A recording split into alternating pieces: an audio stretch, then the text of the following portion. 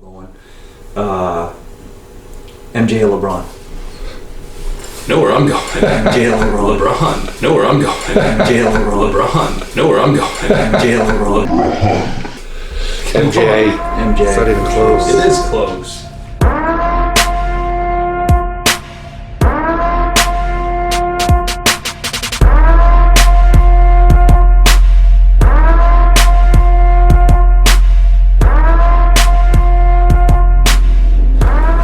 Okay, so this or that.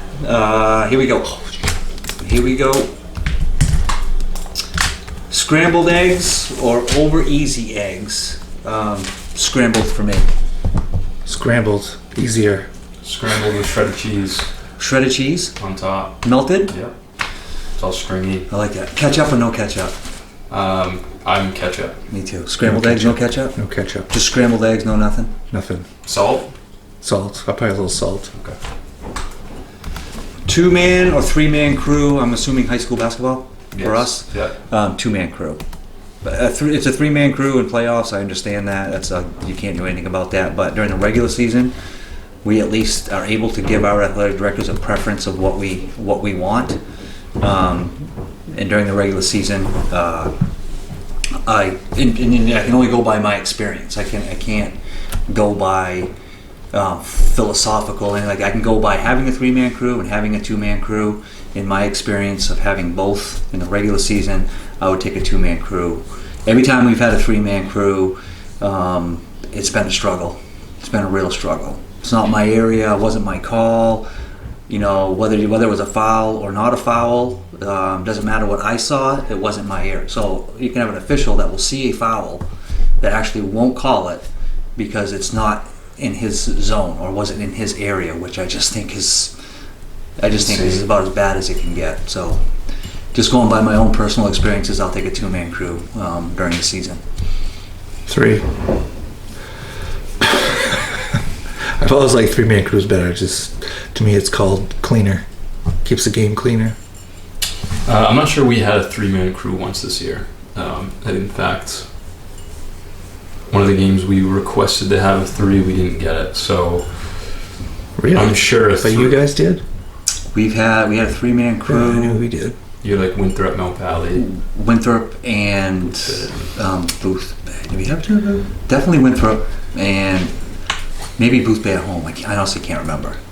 But every year we've had at least 1, sometimes 2 games with a 3-man crew. Yeah. So based on the bad experiences I've had with 2-man, I'm going to go with 3-man. Okay. Augusta or Portland? Augusta. Yeah, I think Augusta's the best venue in Maine high school. And I don't even think it's relatively close. So Agreed, 100%. That won't go over well with a lot.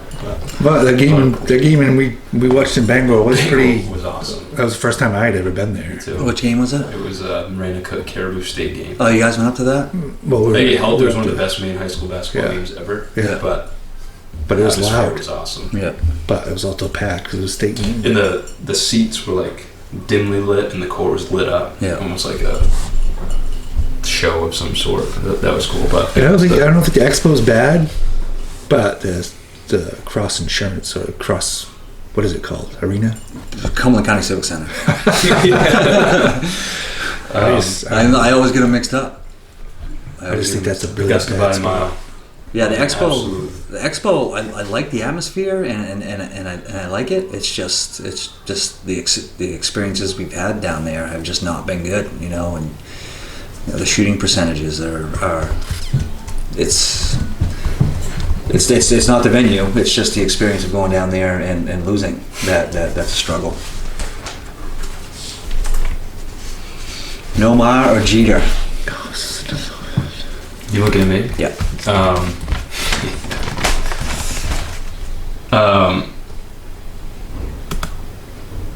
Love them both.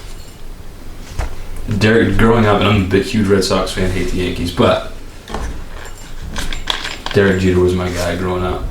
Oh, from the time I was even got into baseball. For what I hated the Yankees, but I loved Derek Jeter. So I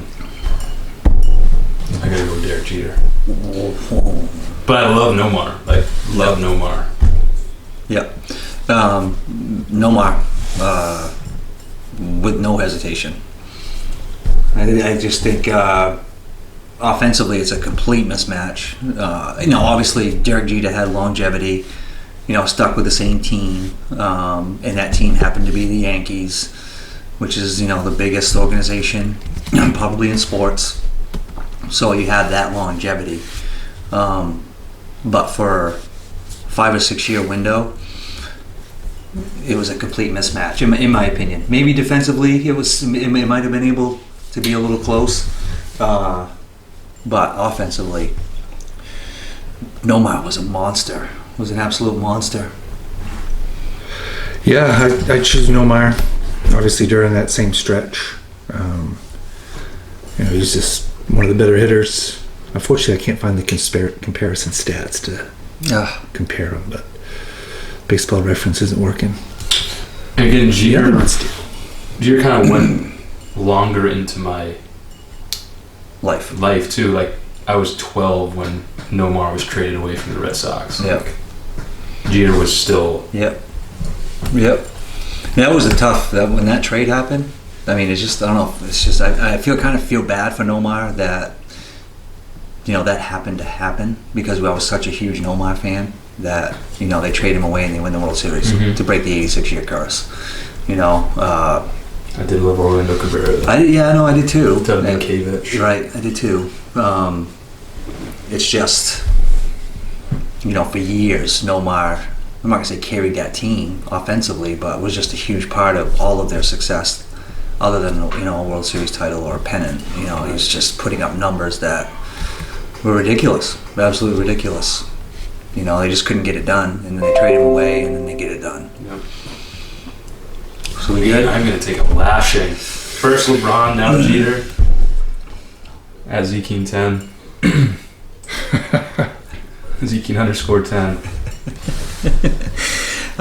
Double rim or no net? Like, what's worse? What's worse? Shooting around on a hoop with a double rim with a net, or a normal rim with no net? I'm going to go with double rim. No nets are just really tough to get in any type of rhythm shooting around. You have to chase the ball, all that stuff. Definitely double rim. No net's just a broken finger waiting to happen.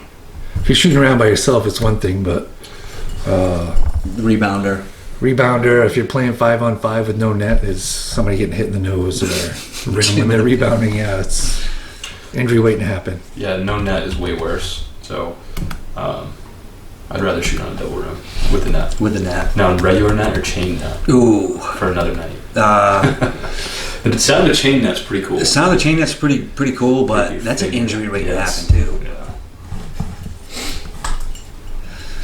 McDonald's or Burger King? Burger King French fries.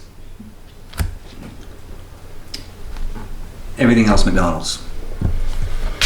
I think Burger King's French fries are better than McDonald's French fries. Okay. Yeah, see, I'm like the opposite. Like McDonald's Shocker. French fries. McDonald's French fries, but everything else. The rodeo burger at Burger King. What is it? It is I'm sure, top of the line premium beef patty. Organic, probably. Not frozen. Not frozen. How do they do it? They got a cow back. Okay. And slap right there. With cheese, onion rings, and barbecue sauce. Cheese, onion rings, and barbecue sauce on a patty. Yeah. What's it called? Buffalo burger? Rodeo burger. Rodeo burger. Yeah. And they have great breakfast sandwiches. I don't eat either one very often, but if I was to choose, I would say McDonald's, because it's been around Jay forever. Yes. Yeah, okay. Prince or Michael Jackson? One of you guys. Again, childhood thing. I'm more familiar with Michael Jackson, I feel like. How? I don't know. I don't even know how to answer that. No. Man, we are freaking different pages. Yeah, on but everything. maybe if I knew more about Prince What and if it's saw, just youth? and saw it more, then maybe I'd go Prince. But I don't. Yep. Neither, if you want to go with that. No, but we can't go Michael. neither. You must know some of their library. You must know some of their. Much more Michael Jackson. Really? Yeah. Little Red Corvette. I don't know Prince though. I know When who the he Doves is. Cry. I know that when he died, it was like a worldwide Go listen to his library. depressive state. Go put on a YouTube station. Prince's greatest hits. Okay, well, Get cultured a little bit. and we'll come back to Meet this back. next episode. Promise. Yeah. Listen to his greatest hits So and give it a with chance. that said, I'm not choosing one until next time. Okay, deal. Okay. The artist formerly known as Prince. The artist. That's Better music. Played in a couple good movies that I grew up with. So Yeah, Prince, better top to bottom library in my opinion. If I was gonna binge one whole library, I'm skipping the crap out of a lot of Michael Jackson songs. yeah. Skip. Where I think I'm listening through most, if not all, of Prince's songs. I'm listening to. I'm not skipping much. all right. Well, give me a week. Okay. We'll get back to it. Deshaun Watson or Lamar Jackson? Chris, you lead it off. It's a tough one. Lamar Jackson. You need supporting material? Yeah, if you Well, want. have to, Just a but- quick why. I think he's better.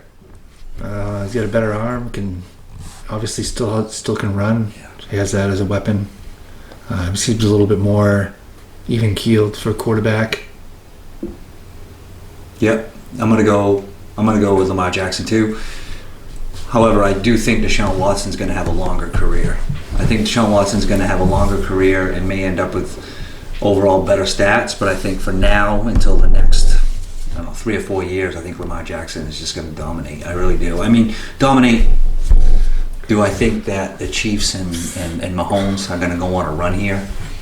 Yeah. So that's always going to be the question, similar to Brady and the Pats, and then Peyton and the Colts. It's who's better at that position. I think Mahomes and the Chiefs are probably going to go on a little bit of a run, but playing the position stats, love to watch him play in that position. I think Lamar Jackson is going to be pretty special for the next few years.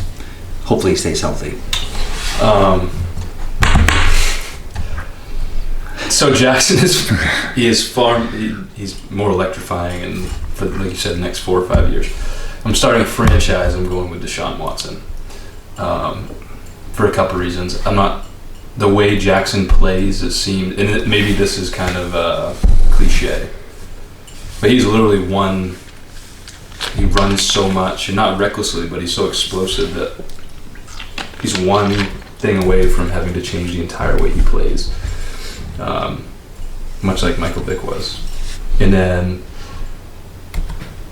I don't know how often, not that the option is a gimmick, but in the NFL it's different. I don't know how effective those are over time in the NFL. Always some teams do this, they wildcat success for a little bit. But it always comes back to the ones that can consistently throw the football better. The defensive coordinators and coaches are so good. And I think Deshaun Watson does that better, more consistently. Yeah. With the ability to make plays with his feet too. Yeah. So Valid. Troy Aikman or Jim Kelly? That's a good one. Again, it's dated a little bit, so It is. I got to go by highlights and conversations. yeah, pretty much. Me, I'm gonna go with Jim Kelly. He's kind of a heel, right? Because he lost 4 straight. But just to get to 4 straight, I think it's to have 4 straight AFC championships and get there, and a lot has to happen. Kicking, shanking a kick. He has nothing to do with that. The defense giving up leads, he has nothing to do with that. I think from his part, he's got kind of a raw deal with getting blamed for 4 straight Super Bowl losses. But he had a lot of help in losing those 4 Super Bowls, unfortunately. So I'm going to go. And Aikman, career wasn't terribly long. His stats weren't that impressive. They weren't. He had the best line possibly in NFL history. One of the best running backs, which makes any quarterback look good. I think skill-wise, he was average in playing the position. Jim Kelly. I was going to say Jim Kelly anyway, but now I got supporting information that he had more wins, almost 3,000 more yards. He only played in 5 more games. Actually, he played in 5 less games. Threw almost 70 more touchdowns. And obviously, unfortunately, he's going to have the stigma of the 4 Super Bowl losses, which is a team thing, not an individual thing. Right. I was fully planning for you guys to go with Aikman. Really? Yeah. Because I'm going with Kelly. Oh. I think that Troy Aikman is probably just the greatest game manager of all time. Their most glorified game manager of all time. I think his touchdown to interception ratio is almost 1-to-1. You said one of the best running backs, O-lines in Dallas. So obviously the quarterback in that position is going to get a lot of attention. Jim Kelly went to 4 straight with the Buffalo Bills. Yeah. with the Buffalo. It's still, but it's the Buffalo Thomas, Bills. Andre Reed. They were great. And where were they? It's got bad. And I think that the first Super Bowl, they had a chance to kick a field goal to win it, and I think the Parcells Super Bowl. Aikman has won Super Bowl MVP, and actually, it was against the Bills. I think it was against Jim Kelly and the Bills.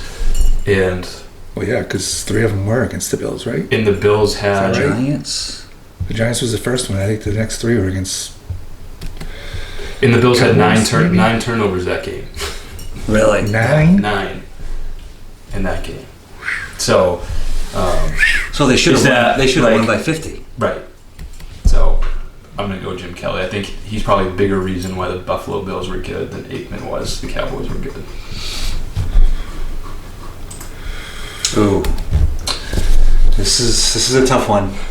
This is what's good about this because this is tough. O'Brien is there. We can't do O'Brien versus Oscillo, at least not. We'll do that for another day. It's not even worth having. He's there. There's no 3-man crew, so O'Brien's working with Remy or Eck. It's hard. I'm gonna go with Eck, just from entertainment purposes only. But it isn't like Remy's not entertaining. When Eck does 2 or 3 games in a row, there's withdrawals when he's not there. Right. You get used to it, you have fun. We always, the water cooler talk after an Eck game was like, did you hear Eck? Did you hear Eck? Did you hear when he said this? And we're actually a lot of people in their everyday lives are starting to use some of his terms in our, the lettuce, right? The cheese and everything he says. And then when he's not there, you kind of miss him. Ideally, I think you go 3-man crew with Remy and Eck, but if I got to pick one, I'm going to go with Eck. Yeah. If O'Brien is in booth, which he is, you have to go Eck. I think O'Brien sucks. I think he's boring. I don't know what Nesson was doing getting rid of Orsillo. But because O'Brien's so bad, you have to have the more entertaining, funny, crazy person, and that's Eck. But they're both, 3-man would be the best. Oscillo and Remy were awesome. They were the best. Oscillo and Remy were awesome, especially during like blowouts. I couldn't turn off a blowout. Holy cow! Exactly. Right.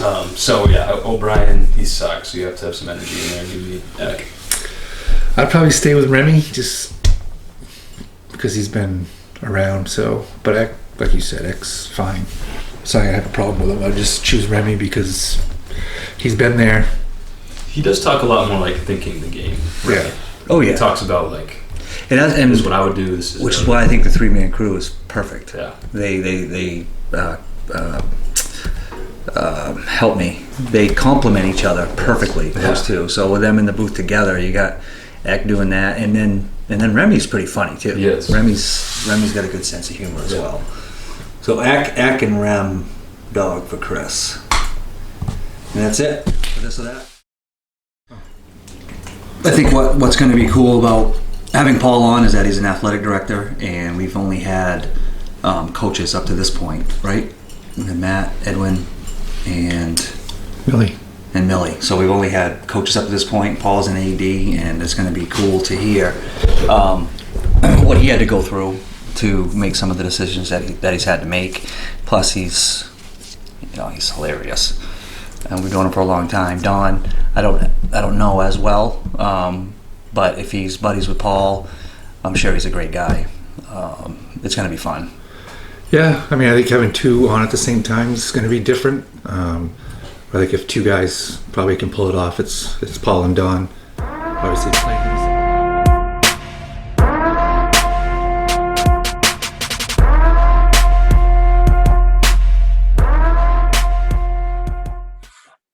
Coach True and Coach Abbott, thanks for joining us today. I'm going to open up with a little bit of a background question, just so everybody can become a little more familiar with your background. So I'm going to start with you, Coach True, first. Just give us a little bit of background about yourself, where you went to high school, college, your coaching stops until where you are now presently. Sure. So I grew up on the campus of Freiburg Academy. My dad was the headmaster there, went to high school at Freiburg Academy. From there, went to the University of Maine at Farmington to join Beaver Nation. Upon graduation, I started coaching at Gorham High School, had a great experience there. I guess that's evolved now into 27 years. I can't believe I'm saying that. And 23 years coaching girls varsity. Nice. 23 years. 23 years coaching girls. Wow. I know, scary. Yes, it is. I can see it. Me too. Coach Abbott, how about yourself? So I graduated from York High School in 1991. Then I was on to University of Maine at Orono. Graduated there in 95 with a degree in political science. I originally gone to be a lawyer, but I kind of got the coaching and teaching bug while I was in college. I was so close to my degree in political science, so I graduated with that, and then I went back and did the ETEP program, which is like a teacher education program through USM. I was fortunate my first year out of college to get a job. Started coaching junior high basketball in York and did that for a couple of years. And then after I completed ETEP, the teacher retired in Wells, and I was hired to teach fifth grade there in Wells. And that first year, started working with Jay Moore on the boys side at Wells. If you remember Jay, he was a longtime boys varsity coach before Troy took over at Wells. So I spent 8 years with Jay coaching freshmen and JV, and then I was able to apply for and get the girls varsity job at Wells. That was, I think, 14. This is my 14th year there at Wells. So been out teaching and coaching at Wells for 22 years, 24 years coaching altogether since I graduated. So, and definitely adds the gray hairs. Paul's right. Coaching girls, it's a great experience, but after coaching boys for 8 years, I was hesitant and wasn't sure about coaching girls, but it's the best thing I ever did, and it was a great experience. So obviously right now, the COVID-19 going around, it's been a big adjustment for everybody. So talk a little bit about how your days look, what you guys have been up to. Coach True, I saw you went on a jog the other day on Twitter. You got people up and moving. What do you guys' days look like personally and professionally with all this going on? Yeah, so I've actually been keeping quite busy and doing a lot of work. They've turned into a lot of Zoom meetings. The MIAAA, I'm an athletic administrator now as well, so we've kept connected by Zoom meetings, and we've been doing a lot of work as a state organization. Along with at Lake Region High School, we're having weekly leadership team meetings. From there, I've really tried hard to stay connected with all of my coaches, as well as our student athletes through social media. I just get done handwriting a bunch of postcards to all of our senior student athletes. So that's really kept me busy. Personally, and don't laugh over there, but I have gotten back into working out and trying to take care of myself and trying to motivate all of those who think I can't still move. And that's been going great until I blew up my calf, but we're not going to go there. And then if I can get a little sentimental with you here for a moment, this downtime has really allowed me to kind of look deeper within myself and really appreciate all of the people and the relationships that I have and I've come across. And I've tried to reach out to a lot of people personally, really just to let them know how much I care about them. And I don't think Chris has heard this, but I'm going to take this opportunity because Chris and I have been best of friends for a long time. Chris is the best college basketball player that I played with, and I just want to use this opportunity to thank him for everything we've gone through together, and I really value him, his relationship, and his talent. So thank you, Chris, and that's where COVID-19 has led me at this point. Wow, what's in that cup you're drinking anyway? What is going on? Just lemonade, guys. Just lemonade. Still early.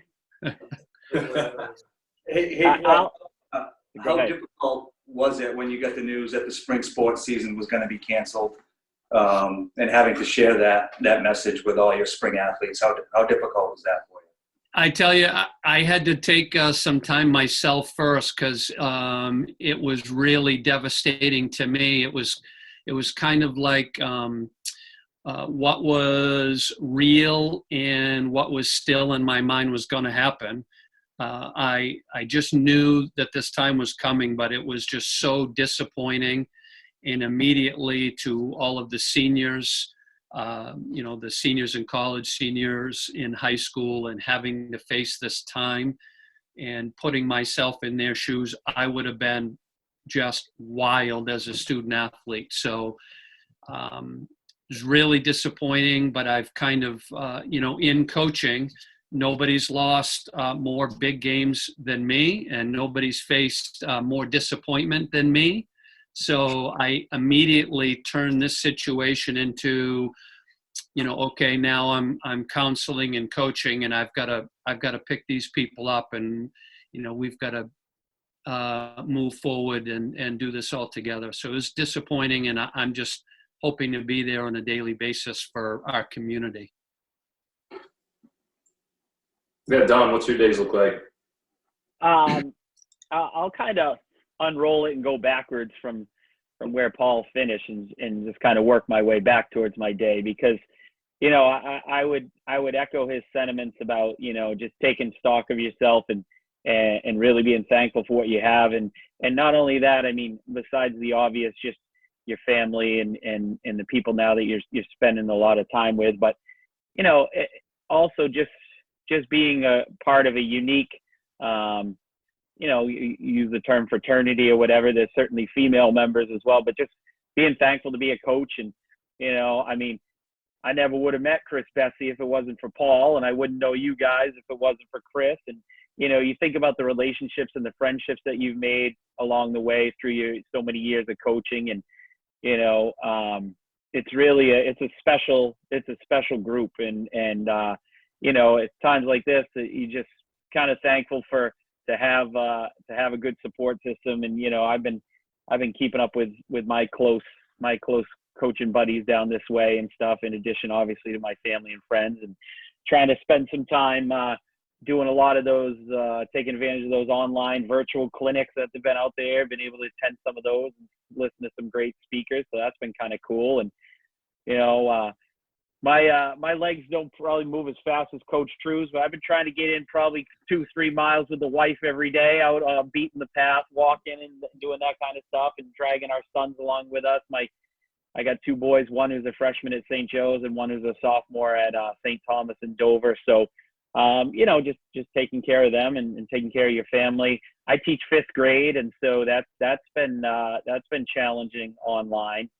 Kids, my students are old enough to be somewhat self-sufficient, but not to the level, obviously, that high school kids are. And so again, lots with the Zoom and lots with just interacting with them and really putting putting academics and grades secondary to just their well-being and seeing their faces and trying to make them laugh and smile with them and realize that even though we're all going through some stuff, there's people who will probably have it a heck of a lot worse than the 5 of us do right here talking. And so trying to be really empathetic towards the kids and their situation and just help them through it as best we can. So it's good to be able to just be here and talk shop with you guys a little bit and see some people's faces besides my sons and my wife every single day, which has been pretty awesome. But it's good to have a little adult interaction as well too. So thanks for doing this. Yeah, so we're all kind of in the same boat with this. A big part of our programs is our summer program. There's a real possibility that summer basketball may not happen. So what is you guys' approach to that? A, what is your approach to that? And B, what are maybe some suggestions you have if or some ideas you've had if we can't go full go with a full squad? Yeah, great question. So I think the advantage of doing this for a while is, summer program is really all laid out and ready to go. And I think it's a lot easier to make adjustments once your program has kind of been entrenched for a while. I completely agree. I can see changes coming. So I'm hoping that we're at the very least going to be allowed to go to individual workouts or training in our gyms, in the weight rooms, potentially small groups, keep them separated, kind of like what the college programs do in their off season. So I'm hoping at the very least that we're able to manage our kids and work with individual improvement through having contact with our kids in our own gyms. But, in terms of going to team camps, playing summer games, the unknown is yet to come. The next ball is going to drop, but I'm hoping at the very least we can still stay connected with kids. Probably as coaches, we're going to have to invest a lot more time, because if we're only working with a couple kids at a time, we're going to be making plans to cycle kids in and out. But you know what? I'm okay with that. I'm just hoping we don't lose 2.5 months. Right. Paul would probably have even more insight just from an administrative standpoint. I wonder, about if the buildings are completely shut down through the end of the year, which it certainly looks like they're going to be, I'm just not sure. And maybe every community will be different, as far as when and if, however it looks, if we're able to get back in there or not, I don't know if it's, I still think there's a lot of unknown, like you said, and there's a lot of assumptions that need to be made before that can happen. I just think that, we're all very kid-centered and kid-first and safety and all that kind of stuff. And so certainly how it looks would be up to us once it was decided if it can happen at all, And so I do think coaches, we can be creative and inventive and come up with some ways to be able to salvage some sort of a summer if that happens. But I think it's right now just kind of in a wait and see mode.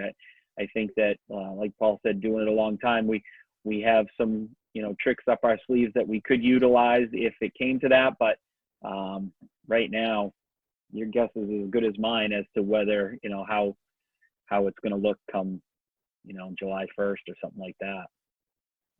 Yeah.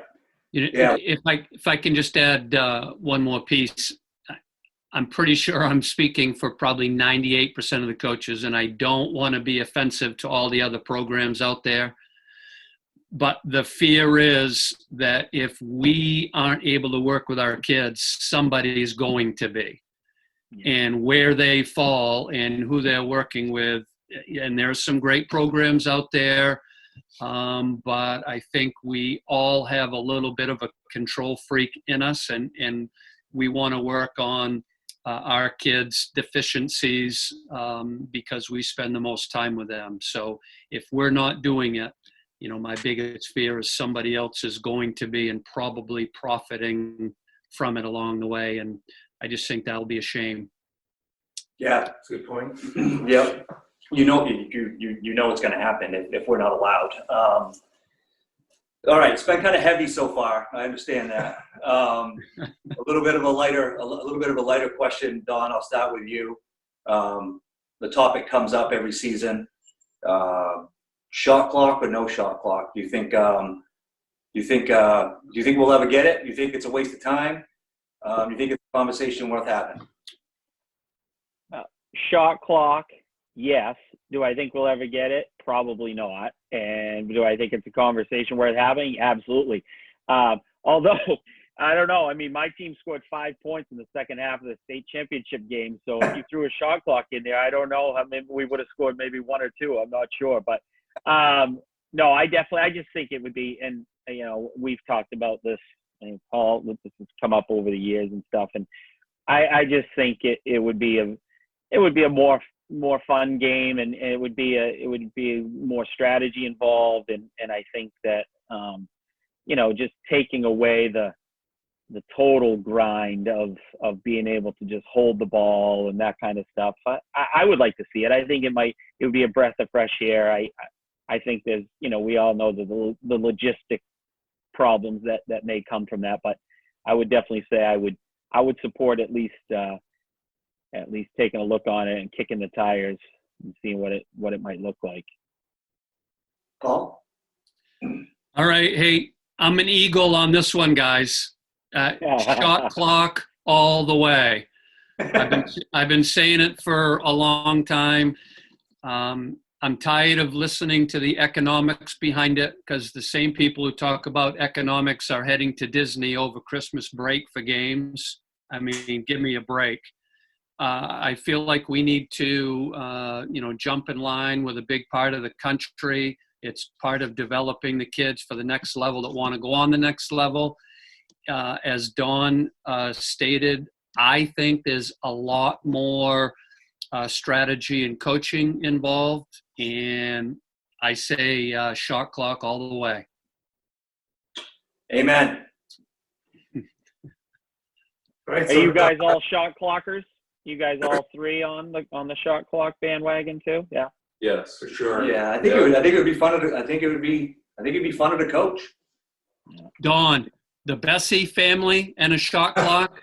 They only need Not an issue, right? 10 seconds at the most, baby, and that ball's getting chucked up there. So they want a shot clock, no question. Any other rules you'd like to see adopt? Advancing the ball or half circles or anything like that? Yeah, I'll tell you what I'd love to see. I want to see quarters. Yeah. I want to see team fouls that start over every quarter. I'm tired of going to games and 6 fouls taking place in 2 minutes, and then you got to sit there for an hour and 50 minutes and watch people go to shoot 1-on-1s and miss. Yeah, I think those couple rules there would make a huge positive change in our game. Yeah. Don? Advancing the ball would be great. I mean, I don't know that, again, who knows if these things would happen, but just as far as, maybe even more so in the girls' game where, the full court might seem even a little further than it is in the guys' game in terms of a couple seconds left. I mean, I think it'd be great to be able to run, sideline stuff instead of having to have 2 seconds left. I mean, you don't see a ton of girls' games where full court. I mean, 5 seconds maybe, but you start getting down to those where you're under 3 seconds or under. It's a pretty low percentage, I would think, of situations where those are converted. So, why not just look for opportunities to breathe some excitement into the game? I mean, I think that would be fantastic. Yeah, definitely. I agree. The advancing the ball would be fantastic, I think, for sure. And it comes in a strategy on how you use your timeouts too. I mean, I know we all probably like to have a couple at the end, but there's a lot of coaches out there that'll burn 3 timeouts in the first quarter when they're leading because they didn't like to see something, and that could cost them with advancing the ball at the end of a game. I'd love to see that. Yeah, I'd love that. I'll start with Paul on this one. Obviously, you both have coached for a very long time. So is there any favorite or some of your top teams that you've coached? I know you've won state titles. So is there any teams that stand out that you would consider some of your favorites? And then also players that you've coached that you put up there as some of your favorite players that you've coached? Wow, that is a tough question. I mean, in terms of individuals, again, I've coached a lot of great kids, and one of the things I love about our community is, it's hardworking kids. This is kind of an inside joke that I'll share. Hopefully, I don't get myself in trouble, but we play a lot against a lot of kids. We call them the 3-car garage kids. We don't have those kids. So, when I first came, the Sam Allens, the Renee Nicholas, the Kimmy Rivet, the ZZ Layton, I mean, those kids would show up, any day, any place and play pickup and get after it. My favorite teams is probably will surprise you a little bit. Again, I just love our kids, but this year's team to me was really special. And I say that we endured a losing season, but I'm telling you, every day, day in and day out, there was zero drama. The kids worked their butts off. They fought hard to the end in every game, and I just found myself every day. It was hard to be depressed at where we were and what our record was, because I love getting in the gym every day with our kids, and we're going to have a lot of them back, and they're just high character, blue collar workers that I really love. So that's where I fall. Don? Yeah, again, 14 years, it's been, it's incredible to get to that point where you've been doing it so long that, now they're adults and starting to get married and have families of their own and things like that. But the few stick out in my mind. But the very first team that I had in 06, 07, when I took over, didn't know what to expect, at all. Not only first experience coaching girls, but 1-17 team the year before, and just really it was I believe the Lake Region Wells score the year before I took over may have been something in the 72-10 neighborhood, Coach, as I recall, on that Sam Allen squad. But I don't remember that. Yeah, I'm sure you do. So that team, you always remember your first teams that you coached, and so that group was a special group because they sort of laid the original bricks in the foundation of what we've been able to do. And then just I had some great battles with Coach over the years, and I know that his state championship team that was a special team that he had and we both had that year. That was Tiana Joe versus Allison Furness and Nikki Moody and Sarah Hancock on the other side. So those were, and that was, I look back, even 5-6 years ago, the score of that game was 59-51. They beat us in the Western Maine Championship, and that seems like a Loyola Marymount score now compared to you don't see that many girls games that get up both teams into the 50s, and obviously for obvious reasons this year's team will be one that will certainly will always be remembered, and being the first girls team in Wells of any kind to win a state championship in any sport. So that was awesome for them, and they were a really, really special group of kids, and very, very happy for them. And that certainly is a crew that will always be remembered. As far as individual kids, I mean, there's been a bunch. We've had the good fortune of having I think 4 or 5 kids win the Butler Award their senior year just for being good kids and good citizens. And it's kids like I mentioned, Allison Furness and Franny Ramsdell this year. Natalie Thurber was able to do that, and just a lot of great kids over the years. And one thing that Coach True and I both have been able to say too is that pretty consistent staff, and had the same group. I've had the same 2 assistant coaches for 14 years, and so that consistency has really helped when you're trying to build a program, and you got just people who are on the same page, and you all have a shared vision and believe in what you're doing. And so yeah, it's been a fun ride for sure.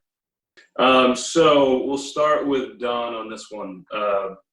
Tell us a good or your favorite story about a game that you've coached in. Against Paul. Against Paul. Oh, wow. Okay. Well, I guess I'd probably have to go back to 2009 for that one, when they had a fairly substantial home winning streak intact, I believe, and we had never beaten them since I'd taken over, and we still haven't very often, but maybe Right. a couple more times lately. But that was our first. It was big for our girls, because it just we went on the road and we beat them up there, and it was a game that when you have a program that is still sort of in its infancy, our 3rd year, the kids who are sophomores are now seniors, and clearly I don't want his head to swell too much, but he knows what I think of him and his program, and they were, and certainly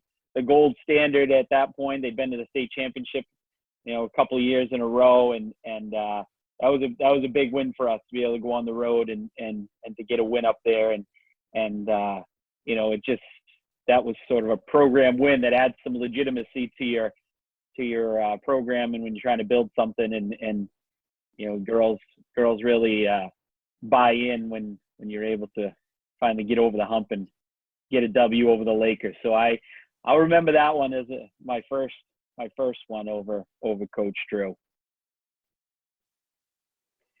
I have a feeling I know in my mind what he's going to talk about, but go ahead. I'm going to let him.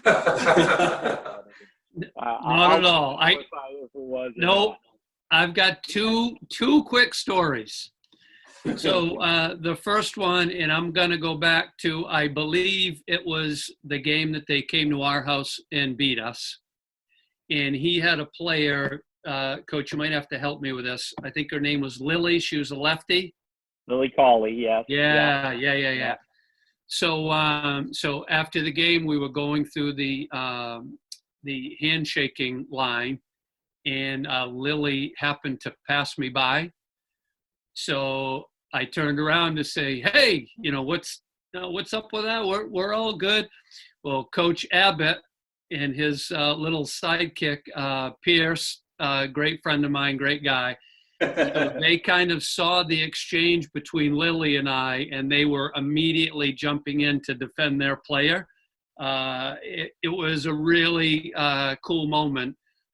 So that's one that I remember, and what I love about Coach Abbott and Pierce is, they're huge advocates of their program and their kids, as they should be. And I was ready to take on both of them at that time, but it was a funny moment. And then of course the other one was, at their place, I guess this was 2016, and clock was running down. Don't ask me how we had the opportunity to win the game, but my daughter happened to roll one in at the buzzer to win the game. And, obviously proud coaching moment, but also a dad moment because I was able to see it. And that was pretty special for our family. So that's two that come to mind. I could talk about a lot more, but let's leave it at that. Well, the second part to that question, you guys are both competitors and you've both been coaching a long time. So has there ever been any heated moments during games at all? I don't think so. I don't think too heated. Maybe some rebuttals. Like more when you say something. When one of us might be working the official. You might get something out of the other one. But I think for the most part, wouldn't be on my top 5 of ones that I've probably had heated moments with over the years, honestly. But I can't really. The one story, it wasn't really directed at me. It was more directed at the geography of playing in Wells. I thought Coach was going to talk about in 2014 when they did end up winning the state championship. But Coach may have been the victim of a little home cooking down, which is ironic for a Lake Region coach to, go on the road and be complaining about home cooking. But, Deanna Joe got in foul trouble that day, and Coach was pretty sure that it was, my uncle or my godfather who was reffing the game.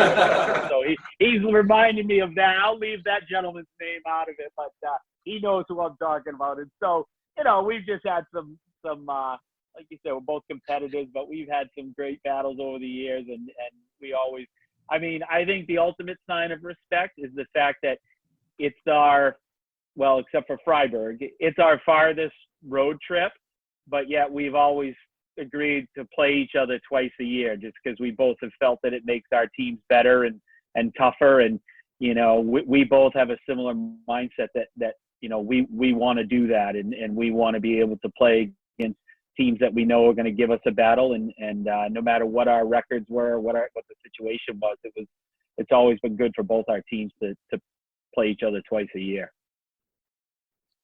So I haven't had that official since, just for the record. But listen, I am, Donnie's a whiner, and here we go. And I love to call him out on the sidelines.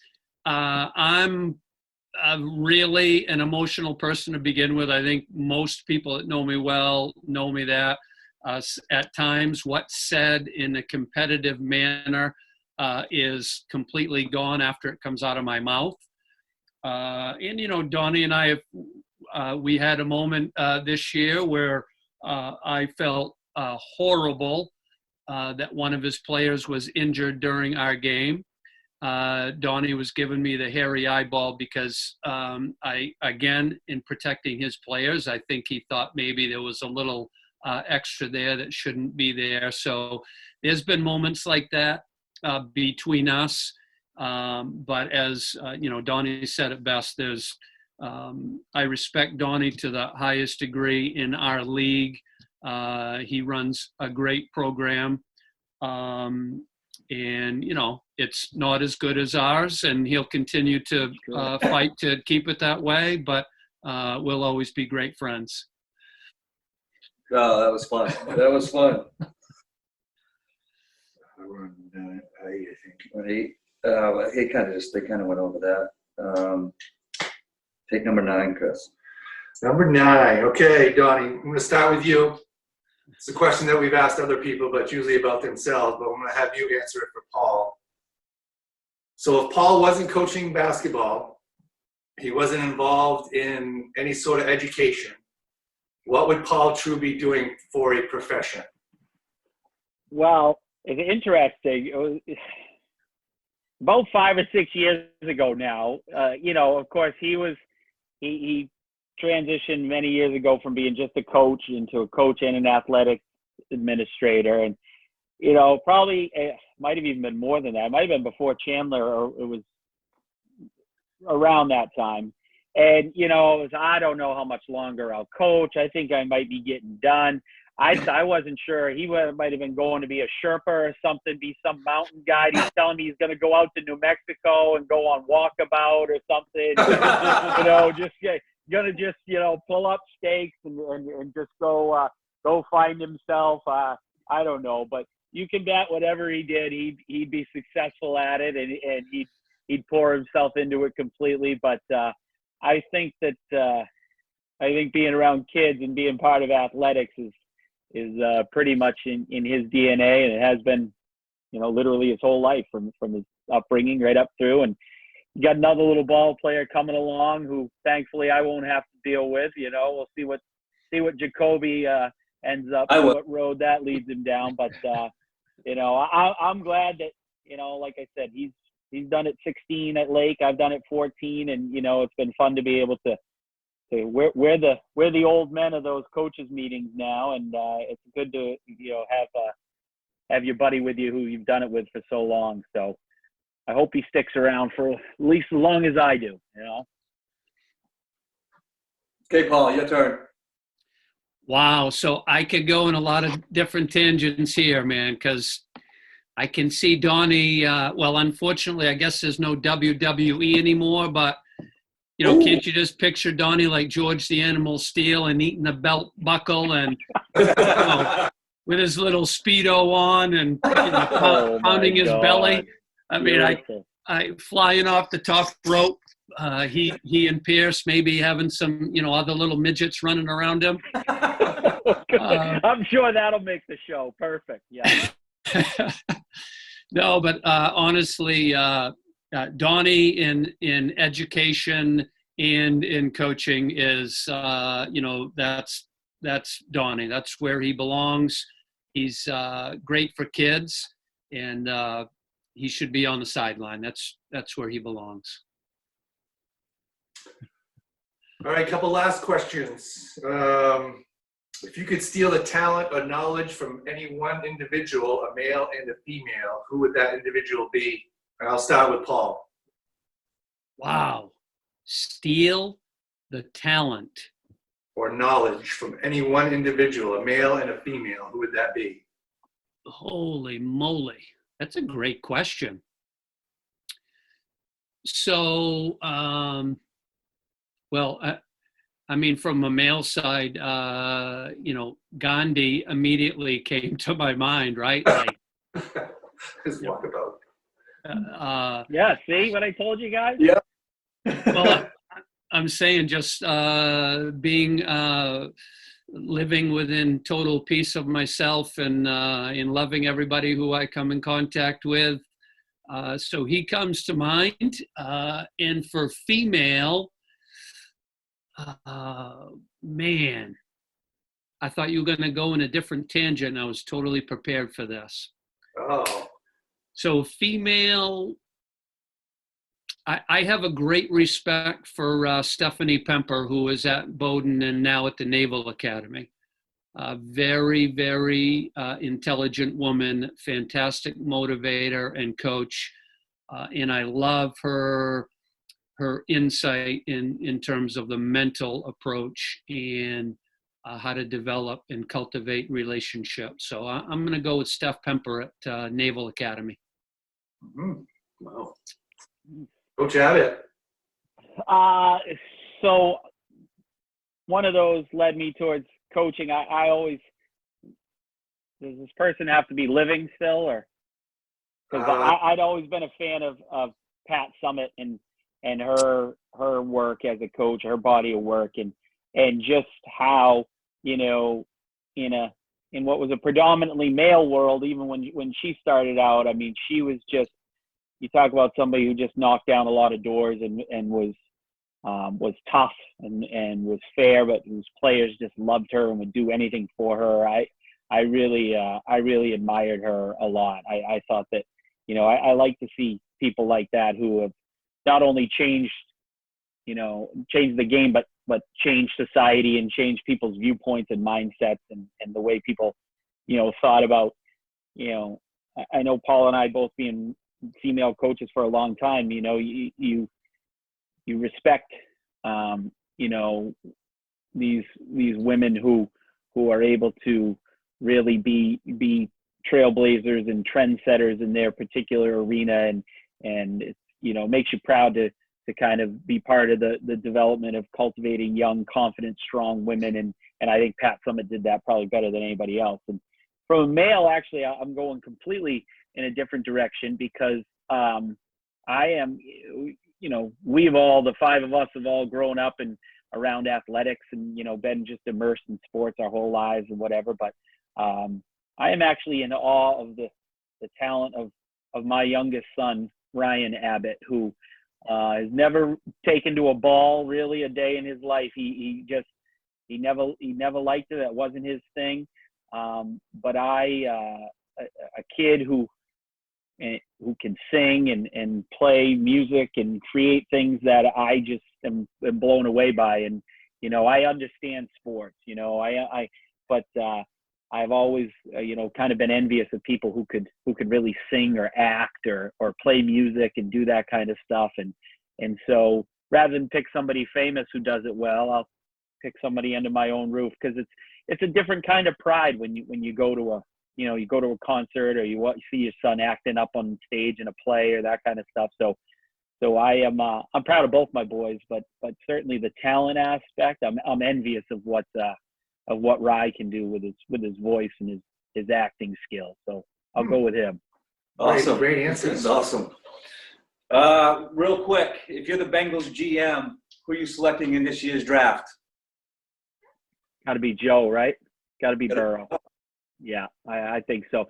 I mean, I love Tua. If there's a way Tua could slide to 23, or if Pat could move up a little bit, maybe those Detroit Lions might help the Pat slide up and grab it. I don't know. We'll do our best. I know you boys. Maybe you guys could work on that, but I think Burrow's as close to a sure thing right now. And so the Bungles, if they don't want to screw it up, I think they got to go with Joe. Yeah, Paul. I hate to do this, but I got to agree. They've got to go QB. I guess, fortunately, if you're a Bengals fan, you can't go wrong, because any pick is going to be one that they need. But you got to go QB. That's been there for 30 years, though. That's true. Got to go QB. Yeah. Awesome. You ready for this or that? You better believe it. Oh, let's do it. What do you think we've been hanging around an hour for?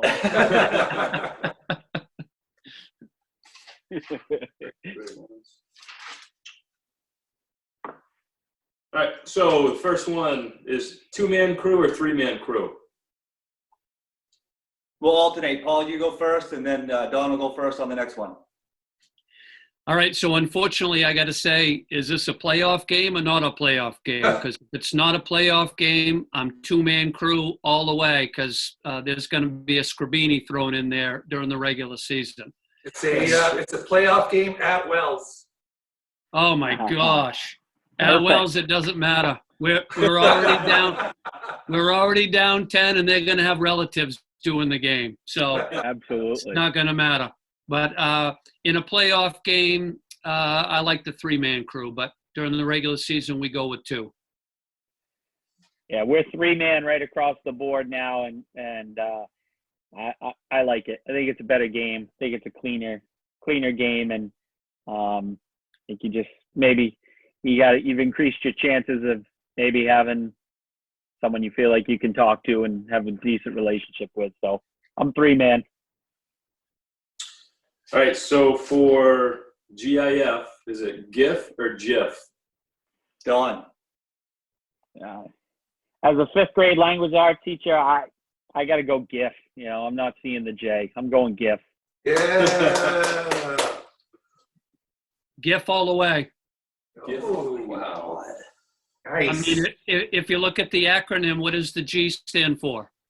I don't care. It's his show. Seinfeld or Cheers? All right, I'll take that one first. Boy, that's a tough one, but I got to go Cheers. I love my boy, Norm. You know what's interesting, Coach? You know we're old because they've changed it up for most of these young bucks. They go Seinfeld and Friends. You know, That's right. They know You you and noticed I.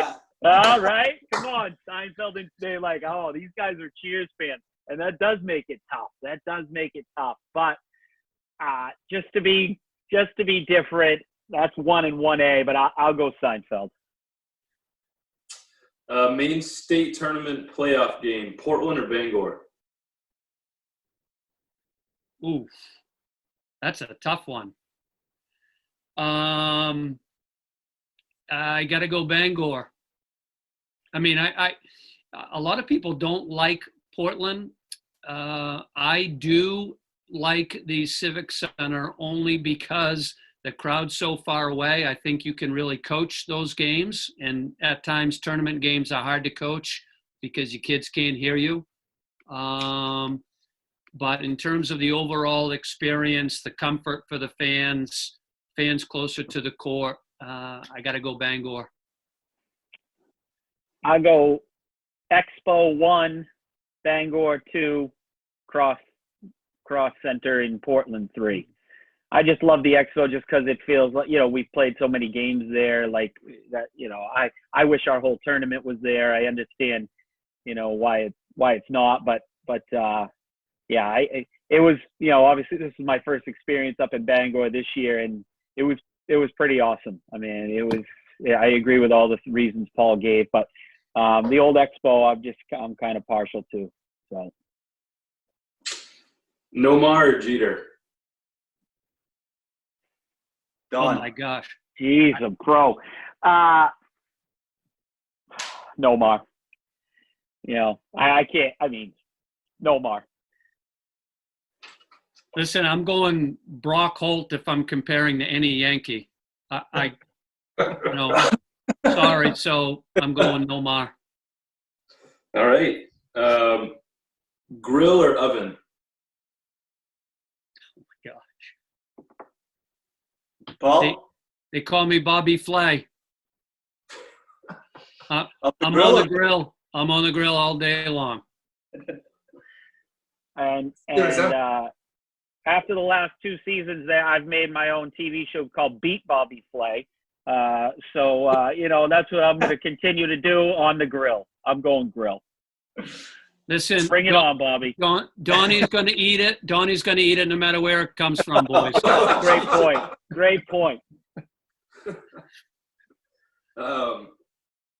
Sammy Hagar or David Lee Roth? David Lee Roth. People of a certain age, Sammy had the pipes, but Dave was the showman. Van Halen. Yep, they both sang for him. David Lee Roth. Oh, God. Hey, listen, we're a product of our time. Sorry. Duke or UNC? Paul? Duke all the way, boys. Carolina Blue, baby. No question. And my assistant coach and one of my best friends, he's Duke all the way. So our practices get a little interesting, but I'm Carolina through and through. I just became a huge Wells girls fan. There you go, Scotty. Yeah. Yes, sir. Is that Pierce you're talking about? Yeah, oh yeah. Yeah, Pierce is a massive Duke guy. State? Huh? The self-proclaimed best JV coach in the state? That's correct. Yes, that's correct. Absolutely. Incredible. Jeff Mertzel or Barry Fuller? Oh, my gosh. I'm going to let you go first, Coach. Wow, you guys know what spot to put me in, but keep it straight and clean. Yeah, I got to say Jeff Mertzel. That's all I'm saying. Yep. Don? Yeah. I have not. I don't know if I've had Jeff Mertzel. No, honestly. You're not related to either one of them. You wouldn't have them. That's true. Good point. So given that, I guess I'll say Jeff Mertzel. And then MJ or LeBron? Don? You know, in this one, I mean, you guys, you let Zach throw this one in there apparently. Like, why does it have to be LeBron? Like, why can't we at least make it Larry or something, you know? But it's still going to be MJ, unfortunately. I argued that point for years. I was on the Larry side forever, but it's MJ through and through, no question. 100%, no qualms whatsoever. It's MJ all the way. It's awesome. So Don, you'd have Larry above LeBron? No, oh, yes. Yeah. Yes, I like it. You guys are crazy. I would. Larry for me too. You're a product of your time, right? That's correct. As are you. And, you know, hey, certainly. But, yeah, I'm still a Larry guy. Yes, sir. Amen. I'm a product of the decision. That's what I'm a product of. Me too, bud. Me too. Hey, all that money went to cancer research. I am partial to that cause, that's for sure. But Yeah. You are. we'll stick with our guys, though. We got, you know, Larry was the fabric of our youth, and so you can't take that away from us, you know. Awesome. Well, guys, this was a lot of fun. I appreciate it. Take care during this difficult time. God bless, and thanks for coming on.